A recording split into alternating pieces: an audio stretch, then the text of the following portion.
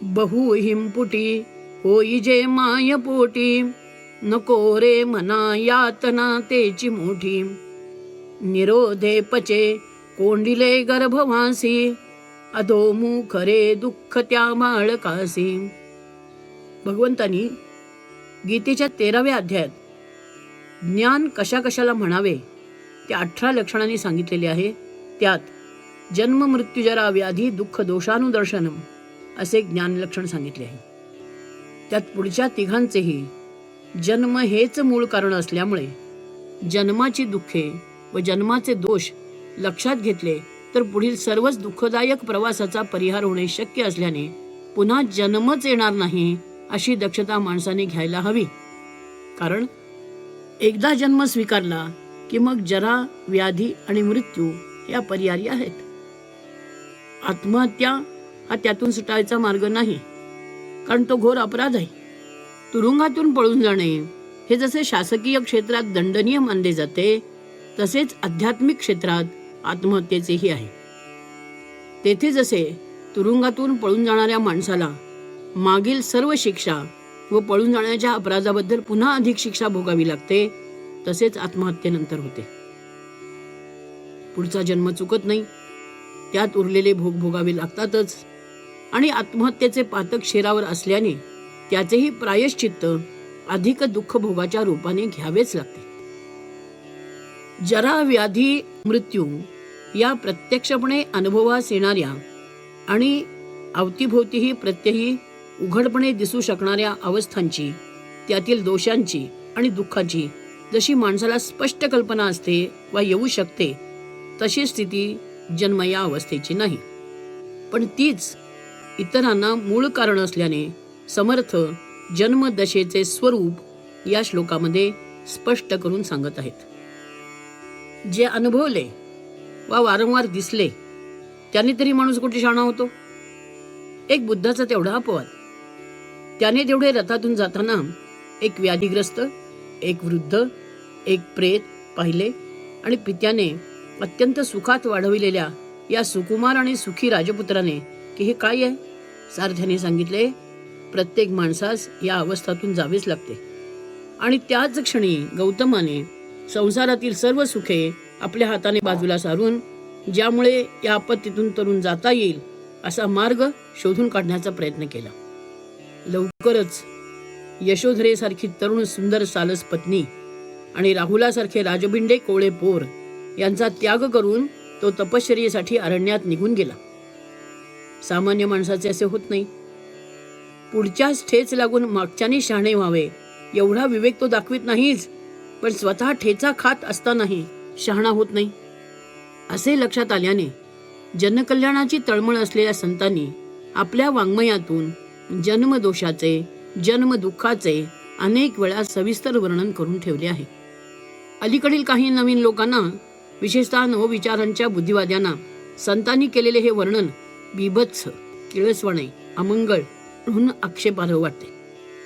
त्यासंबंधीची त्यांची भूमिका ते मोठ्या आग्रहीपणाने मांडितही असतात.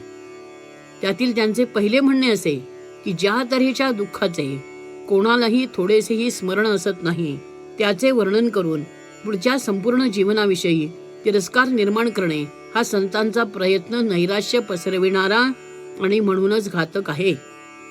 या अनुषंगाने मग बुद्धिवादी इतरही आक्षेप घेत असतोच.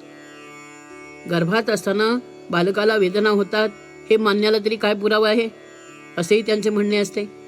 पण गर्भात असतानाही बालकाला फार वेदना असतात हे अलीकडील शास्त्रज्ञांनीही मान्य केले आहे.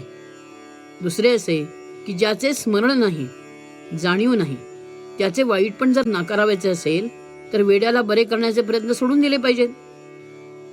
बहुधा कोणत्याही वेड्याला आपण वेडे आहोत हे पटत नाही आणि त्यावर केले जाणारे उपचार त्याला मानवत नाहीत, उलट दुःखदायक वाटतात. तरीही समाजात शहाणा म्हणणारा समुदाय वेड्यावर उपचारांचे बलात्कार करीतच असतो. अपराध्याने स्वतःचा अपराध म्हणून स्वीकारला तरच त्याला शिक्षा द्यावी, अन्यथा त्याला दोषमुक्त मानावे.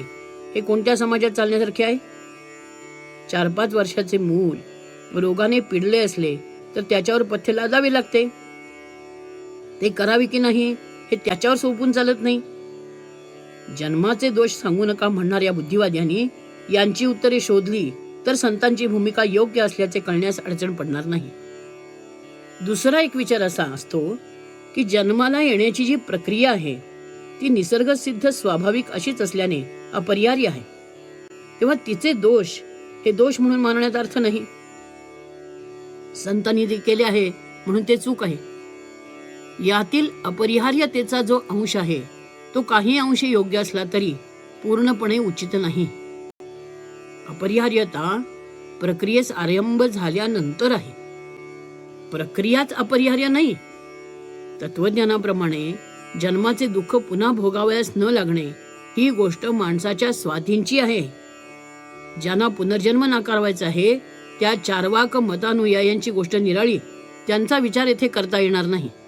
एखादी गोष्ट अपरिहार्य असेल पण त्यामुळे ती चांगली ठरत नाही आणि अपरिहार्य म्हणून चांगले वाटताही कामा नये. मलमूत्रात लोळणे चांगले नाही. लहान मूल मलमूत्रात लोळते व त्याही स्थितीत ते हात पाय हलवीत हसत खिदळत असते. थोडे मोठे झाले तर ते विष्ठाही चिवडते. पण शहाणी आई, दक्ष आई त्याला तसे करू देत नाही. मुलाला लगेच स्वच्छ करते. कदाचित त्याच्या इच्छेविरुद्ध ती स्वच्छता त्याच्यावर लादते. मूल आक्रोश करीत असते आणि आई त्याला धुवून पुसून स्वच्छ करीत असते. क्वचित मारतेही. मुलाला जे वाईट म्हणून जाणवत नाही, उलट आईला जे चांगले वाटते ते मुलाला आवडत नसतानाही आई मुलावर लादते. पण ही गोष्ट चांगली नाही असे बुद्धिवादी म्हणत नाहीत. काही विक्षिप्त मानसशास्त्रज्ञांची एकांगी एककल्ली भूमिका सोडली तर आई मुलाच्या स्वच्छतेची काळजी घेते ही गोष्ट समाजाने आणि आरोग्यशास्त्रानेही आवश्यक अशीच मानलेली आहे. हीच स्थिती जन्माच्याही वर्णनाची आहे. म्हणून जन्माला येण्यासाठी भोगाव्या लागणाऱ्या अवस्थांना संत चांगले मानित नाहीत व माणसाने त्या प्रसंगातून सुटका करून घ्यावी असा त्यांचा उपदेश असतो. अपवाद केवळ मानवी कल्याणासाठी अतिशय उदात्त जीवन जगण्याच्या अवतार कार्याचा. पण जो संदर्भ स्वतंत्र आहे.